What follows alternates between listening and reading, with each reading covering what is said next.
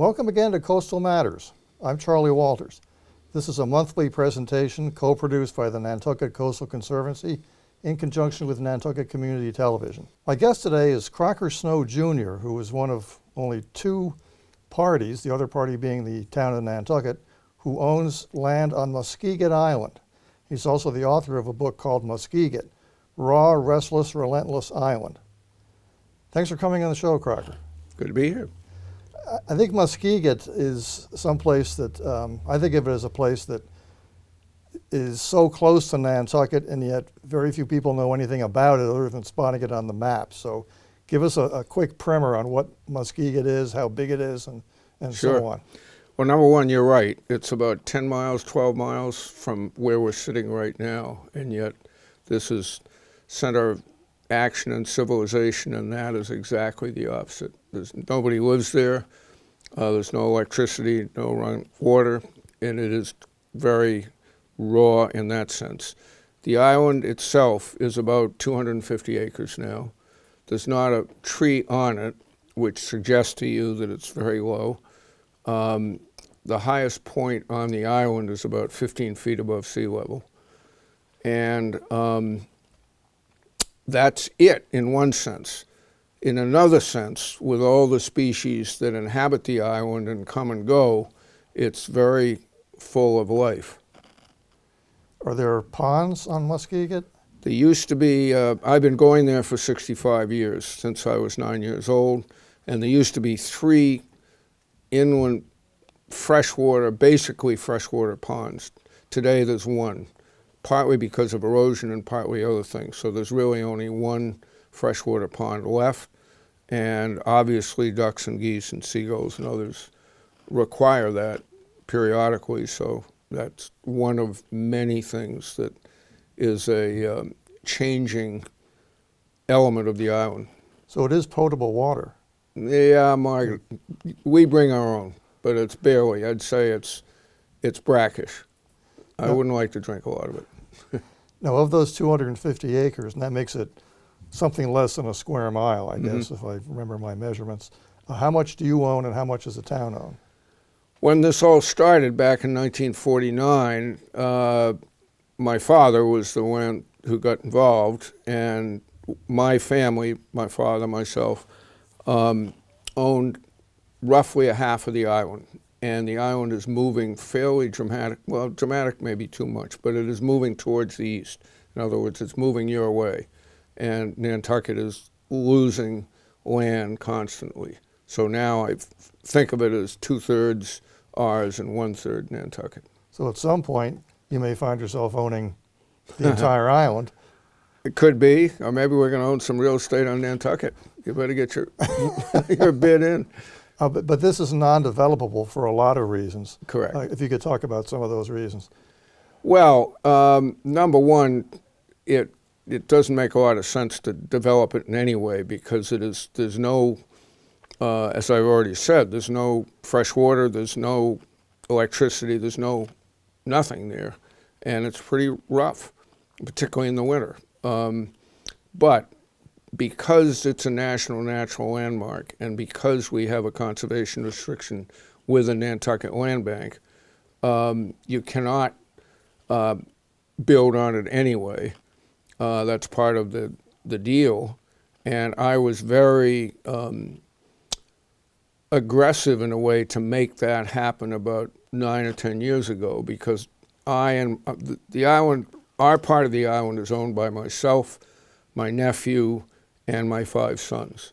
And we all felt exactly the same, that we want the island to stay forever wild for what it is. It really is wild. And to assure that, I really pushed hard to get a conservation restriction on the entire island with the town of Nantucket.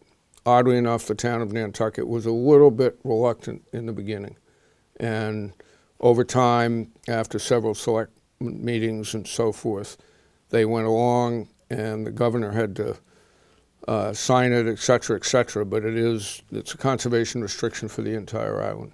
And just to be clear, this Muskeget is part of the town and county of Nantucket. That's correct, yep. It's just the other side of Tuckernuck. A lot of people know about Tuckernuck. I guess you can't see it from Mattocket, but if you look hard, if you're on the ferry, You're right. you can I probably actually barely came by, make it out. Yeah, I came by the ferry today, and it was a beautiful day. And if you know where Tuckernuck is and you see the western bluff, then you look sort of a few degrees to the right, and you can see a tiny little rectangle, which is our camp. And that's the only building. It's the on only, the there's island. 1.5 left. What's the half? Well, the half is the land, the long-known Nantucket family, the Holgates, had a camp on the western side, i.e. on Nantucket land, and they had to move it because of erosion on the west, and they really didn't have any technical, legal right to move it, and there's been kind of a stink about it with the town ever since, and then lightning hit the camp, and it's pretty much a shell now. They don't use it any longer. Obviously, you need a boat to get there, but it's not as simple as that sounds. It isn't. We used to fly in much more. My father was a very well-known pilot and a bush pilot and other things, and there was a seaplane fellow in New Bedford, Norman Gingras, that a lot of old-timers would remember, and we could get in that way. Now it's really tough. You really got to know what you're doing with a plane to get in there. You can't land on the island. Well, we could. No, Dad Really? could in the Really? middle of the island because he was an old bush pilot, and we cleaned up a kind of a runway. I wouldn't really call it a runway. 3 times, 3 people have tried to get in since then, and 2 of them haven't made it very well, to be honest. Now, getting there by boat is more and more difficult than it used to be because the whole sort of southern shore of the island was protected by a big shoal and a big point on the southwest south side. That broke off. Then it got smaller and smaller in the hurricanes and everything else. It virtually disappeared. So the whole southern shore of the island, there's a lot of current and tide that come from the west along that, therefore much more erosion. And from the hurricanes and so forth, the island is hit pretty hard. How long has it been an island? I don't know. I can fake it. I can fake a lot of things. But there is records of the island about 350, 400 years ago. Mm-hmm. At one point, it was connected with Tuckernuck for a brief, maybe it looks like about 30 years. And sometimes, even as recently as 1940, on a very, very low tide, you could walk from Tuckernuck around to the big point and then around Really? and that's not been done for the last 60-some years, so far as I know. In your book, Muskeget, you write about the 1938 hurricane and a gentleman named Marcus Dunham. Yeah. Can you tell us about that story? Well, everybody in Nantucket knows about the Dunham family probably, and Marcus himself, he was very close with the Coffin family, and he was the caretaker for a bunch of people that were either clamming or scalloping there, but then there was a branch shooting club, the eastern side of the island, which we eventually purchased, was owned by a brant shooting club, most of them from Philadelphia. Dunham was there as a caretaker, got hooked there hung up there when the 38 hurricane came in, and his record of that in the local paper that he only gave to them 3 or 4 months later tells a very sort of cold-blooded story about how he survived. All of the shacks got knocked down. He rolled with one in the water, got up on, and then eventually got through the water against 90, 100-mile-an-hour winds to the one dune that was still above water, and just hunkered down there through the worst of it. And he was a really tough individual, and he said it was by far the most frightening thing he'd ever done. But that's simple. That's the story simply. And there's a lot of stories connected with the island, and most of them are true. So I guess at no time was the island completely underwater, but it came awfully close Yes. during that storm. Yes, and I have been there in a relatively much smaller hurricane. I think it was 53 or 54.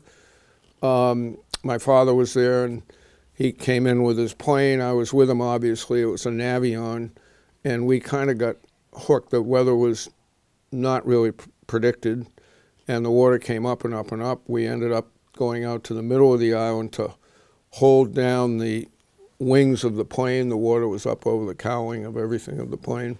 We didn't know how far it was going to keep coming. And then it sort of stopped and started very slowly. But that's in the center of the island, and it was pretty hairy at the time. I mean, I was a much younger man, and I wasn't prepared for the howling winds and the. I mean, you feel very small out there in a big storm. You can't see any land around you, obviously, and all you can see is spew and water and white cats. Has there been a time that we know of when anyone lived out there year-round? No. There was a Coast Guard boathouse there, started in 1910. That is the one surviving structure, and we call it our camp. And that was occupied from 1910 to 1930 during all the shipwrecks around Nantucket, Tuckernuck, Muskeget. And they had amazing stories about what those fellows did, including in the shipwreck museum here. Now, it turns out that those fellows were only out there about 8, 9, 10 months a year. They weren't there year-round. They weren't there in the head of winter. It's just too tough, simply stated. When it was connected to Tuckernuck, and before that strip of sand was submerged, was it easier to get there in those days by boat? Were the currents well, different? certainly, yes, because you could get inside there. When I was a youngster, and for up until about 30 years ago, 25 years ago, there was that big hook on the south side. So once you got inside that, you were in much better situation. Now it's not there, so you anchor out with 2 anchors, or if you have a very small boat, you go out on the beach. But the current, it's more the current than the tide that's troublesome. And yes, it was much easier to get there. We actually had a pier there at one point to tie up to, but once that went away, the southern part of the island is just very exposed. The northern part you can go on to in certain weather, but you can't keep a boat there at all. Well, in your experiences there over the years, how often do you look up and see somebody else on the island with you? You mean unexpectedly? Unexpectedly. Oh, it happens. We used to go out there, and we still do like to go out there duck hunting at Thanksgiving whenever we can. And there's a couple of fellows from Nantucket that every year on Thanksgiving, weather permitting, they kayak out there, go get in the island, and then kayak back. I've had a couple of hairy situations out there when people came. They did not know I was there. I didn't know they were there, and they weren't up to good. One particular situation, but not as a general thing. People certainly land on the island because they're shipwrecked or other things, and many, many times we find people leaving notes at our camp saying, we use some of your water, we use that, thank you so much, and blah, blah, blah. So I would say 90% of the time, everybody is in very good intentions. I am concerned as sort of a steward. You describe me as the owner, and I don't think of myself that way at all. I really think that the island is owned by nature. It's owned by the species that live there, and I'm there to observe it and facilitate it in a way. I don't want to sound too romantic, but that's the way I feel about it. And I guess I'm more sensitive about how the species are coming and going, and these sort of rows of different species that dominate the island, and then another one does, and I'm fascinated by the question, is it I mean, you can see climate change out there in a bottle. That's point one. but I'm fascinated by, I'm not a scientist, I'm a journalist, and I'm reasonably observant, I guess. And is it the climate change that's affecting the species? Which is the cause and which is the effect? Is it the species causing the change of the island, or is it the other way around? And that's a pretty basic, fundamental question. I don't have the answer to it, but I can see the changes all the time. Let's talk about the flora and fauna. You said there are no trees. Right. What vegetation do you see out there? Well, beach plum and stuff like that, but mostly poison ivy is what keeps the island together. It's really poison ivy. How about Valhalla in the summer? That's for sure. And there's a lot of little scrub bushes that are coming up now. There's always been some. There's a lot more lately. You mean scrub oak, that sort of Yeah, thing? not really scrub oak. No, they're all evergreen. They're sort of scrub. They're like cedars, but they don't go up. They go out. And I should know, but I don't know. But a lot of beach plum, for sure. And that's about it. There's not a lot of variety of there certainly is of the animal life, but not so much in the. Now, I'm not a horticulturist at all, so I can't tell you some of the things. And there was a very good book written about it by a scientist about 50 years ago now called Time-Lapse Ecology, and he really had a CAT scan of the island of all the different types of vegetation that he found in small amounts here and there. And clearly there is a lot more variety than I'm telling you, because there wouldn't be so many different species that come and go unless there was. Now, you mentioned geese and ducks, but there's also a vole. Yes. Tell us about that vole. Well, technically it's called a Microtus breweri. How's that for a name? And simple way to think about it is the beach vole. I am told, and I think it's true, that it's the only place in the world, in the universe, that this particular vole can be found, i.e. it's unique, not just technically, it truly is unique to the island. And what's notable about this particular beach vole is that it doesn't tunnel. It goes on the surface. It goes through tunnels. Doesn't tunnel down in the winter. It goes through the, by then, dead poison ivy. And you can see all their tracks, not all over the place. They go in trails all over the place.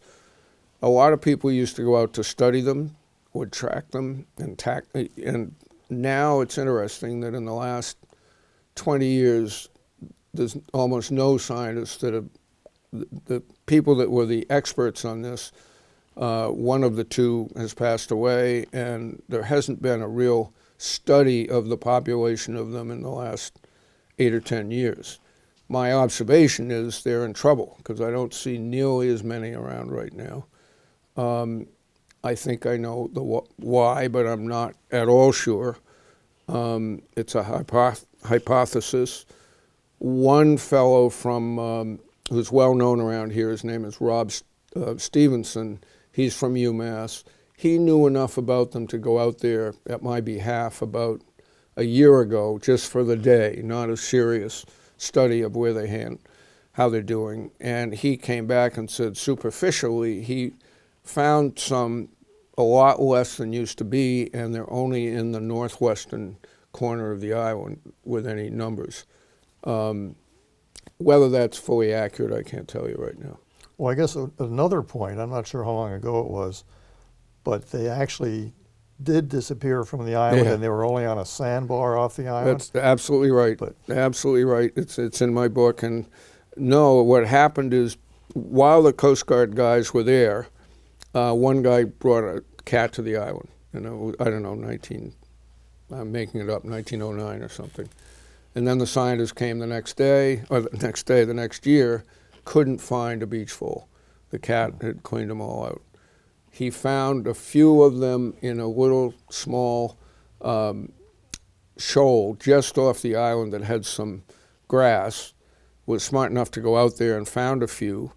obviously got rid of the cat and got those back, and then they started, like rabbits again, they started coming back. And I think I'm accurate in telling you that the last time there was a real serious scientific study of this, and I told you it was 16, 17 years ago, I think. The population then they sort of thought was probably, it wasn't guesstimate, but they thought there was probably 2,500. Now, And that's in less than a square mile, so that's... yeah, you'd see them around. That's- We'd see them in that's our a fair camp. amount. Yeah, and they were pretty tame. When you found one, you could pick it up, and I didn't play with it particularly, but it wasn't scared. Now I really have to look to find them. Right now, in the last 2 years I've been there, I know they're still there, but not in the same abundance that they were. Do you get rabbit out there? No. Or No about rabbits. deer? Do deer ever show up? The answer is no, and it's curious why, because Tuckernuck's close enough and deer swim. It is really curious. One of my father's pals who used to live in the vineyard, he totally suckered my father once because my father would come in with his plane, and he had planted some deer antlers near the plane, so Dad would find it, and Dad got all excited that a deer had come over from Tuckernuck, and then, 6 months later he said, I just put them there. No, that is very curious, honestly. And then there are seals. There are plenty of seals. Plenty of seals. I think most of your viewers may very well know that Muskeget has become the epicenter of the gray seal breeding and birthing. And the gray seal population that is growing so rapidly in the Cape and Islands, as I said, the engine for that is Muskeget, for the birthing and the breeding. To be more specific about it, as recently as 1964, gray seals were thought to be extinct anywhere in the North Atlantic. And then they found one actually on Muskeget, sent it right away to the Harvard Zoological place, and they said right away, yes, this is a gray seal. The fishermen knew that there were few around, very few. Anyway, for going there all the time, there used to be a few there after this. And then the 1972 Marine Mammal Protection Act started and protected the gray seals. There used to be 20, 25 off on the shoals. And the scientists would come from Woods Hole or MIT or Mystic, and I'd go around with them sometime. And there's Harold, and there's Ellen, and there's, each one had a name. Is that one going to migrate to Sable Island or not? And then it started going up and up, just visibly. And by the time it was about, so I've looked back, when there were only 20 there, that was 1995. So that's roughly 20 years ago. Then they started going up to 100, 200, and I started asking these scientists, what's going on here? And specifically, the seal scientists at the time said, don't worry about it. They're never going to get past 1,000. There's not enough for them to eat, or there's going to be disease, one or the other. Well, now there's more than 10,000. 10,000, less than a square mile. Yes, during this period of from mid-December through early days of March. The basic process, or whatever, the reproductive process of a gray seal is that the pregnated cows, typically in the coldest time of the year, try to get in a very remote area, swim to that, go onto the beach, give up their pup, stay with the pup for typically 3 weeks while the pup is weaning. And then about 3 weeks later, the big bulls hit the beach and they want to reproduce.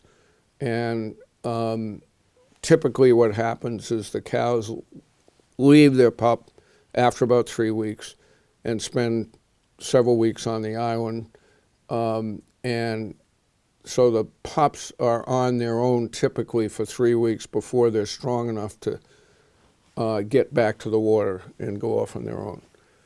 And I have been in the middle of what I'm describing, and it's hard to describe.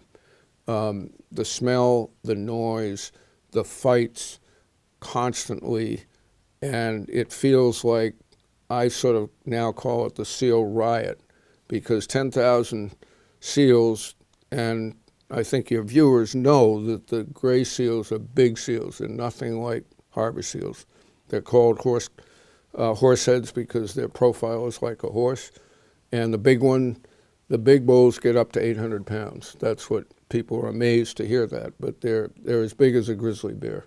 So they're big animals, and they are there to breed, and the cows very often don't want to breed, and there's a lot of stuff going on. If they want to breed and the cow doesn't want to give up its pup, I have certainly seen them just grab the pup and kill it and throw it in the air like a little piece of meat.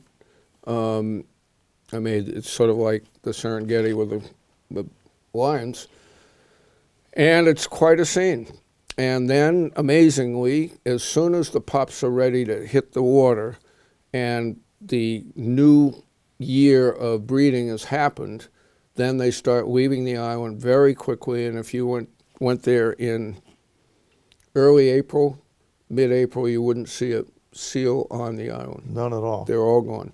They're in the shoals right near there, and you'll see it. Those are black with them. And then they start heading over towards Monomoy. And now Monomoy Island on the Cape. Yes. And Not now, Monomoy, Nantucket. No, Monomoy in the island, in the Cape, the elbow of the Cape.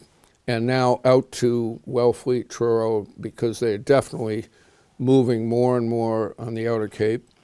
And the scientists are now finding more breeding of them on Monomoy. They don't know yet whether any of this big group here on Great Point is just hauling out here, or there's no, I shouldn't say this, I don't know. I'm unaware of any knowledge that they're breeding here.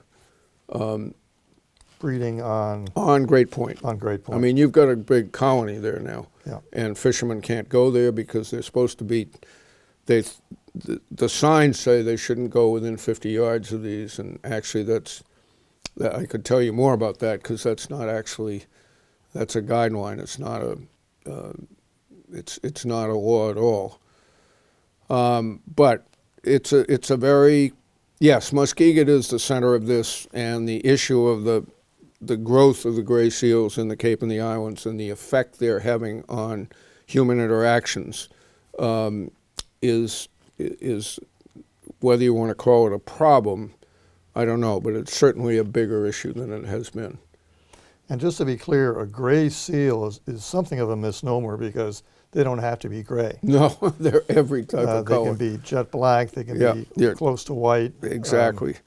They look like, like horses. I'm a horse person, and they're all different colors. Well, they have very thick necks, and if one is far enough out of the water at the right angle, it looks like a gorilla swimming in Yeah, the water. yeah. It has that same kind of a Yeah. silhouette. Well, you first see them in the water, and they're very curious. They come up, they have these big eyes, and I wouldn't say they're cute, but they're not ugly in the water. When you see them all on the beach the way I have, and when they come out to breed, they spread way out. They want some privacy. So they're getting more and more all over the island, not near the water. And they've gotten into the freshwater ponds and other things that I could tell you about that. They've certainly got on our camp, they've gotten on the porch, they've gotten under the camp, and so forth. What I can say from my observation in Muskeget, whether it's true in other places, I couldn't say, but they are getting more and more aggressive towards people on Muskeget. They used to be very shy if there were 200 or 300 or 400 there, and you'd go near the beach and land with a boat, and they just head for the water because they were close to the water. Now they're more and more inland because they need more space. They've pushed, go west, young man, sort of thing. And I have absolutely found them to be standing their ground, and they can move very fast.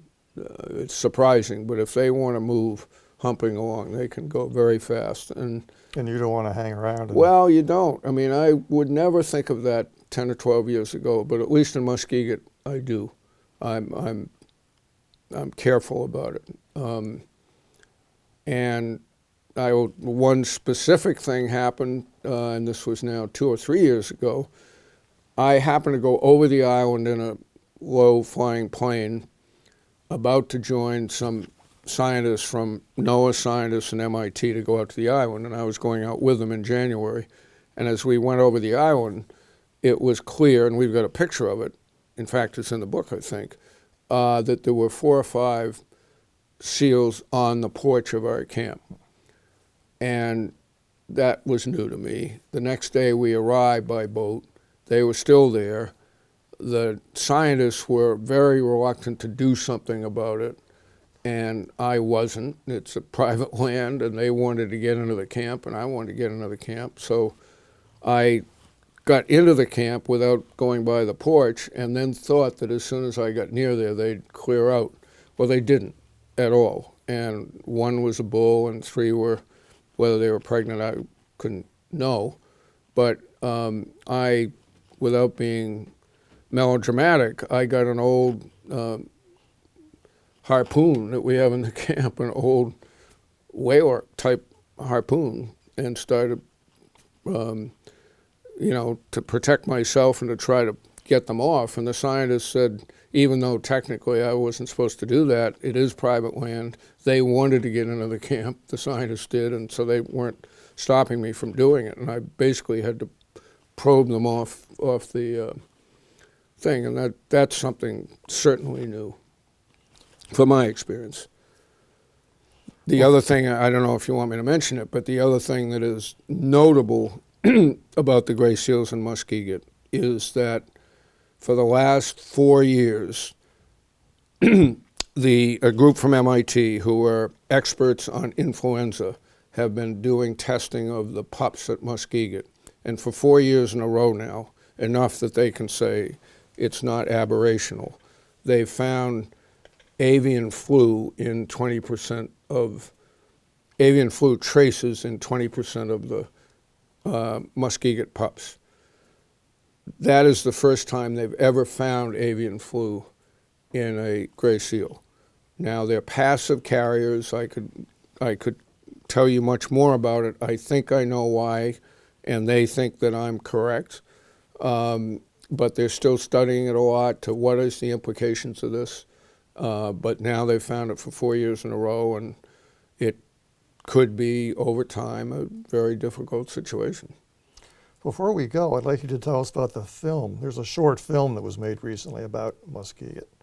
It's called Unintended Consequences, and a very good photographer here in Nantucket that almost all of your viewers know or know about, Kit Noble, did it with me last year. I think we were out there on January 15th at the height of this, and we've done a 11-minute film that sort of highlights the unintended consequences of this rapid growth of gray seals on Muskeget and the influence or the implications of that in Great Point and Monomoy and elsewhere. And how can one see this? You can go, we do not have it on YouTube yet, but you can go on a Vimeo and get it that way. If you want me to look in my wallet, I can even tell you how to get it, the actual Vimeo number that you can pull it up. Okay. We've done 3 or 4 presentations of it, all kinds of questions, particularly in the Outer Cape.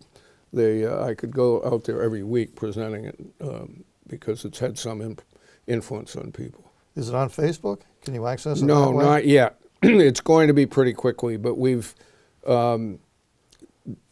people here may know the Seal Abatement Coalition, which started a lot of the efforts to try to get a proper population number of how many gray seals there are and so forth.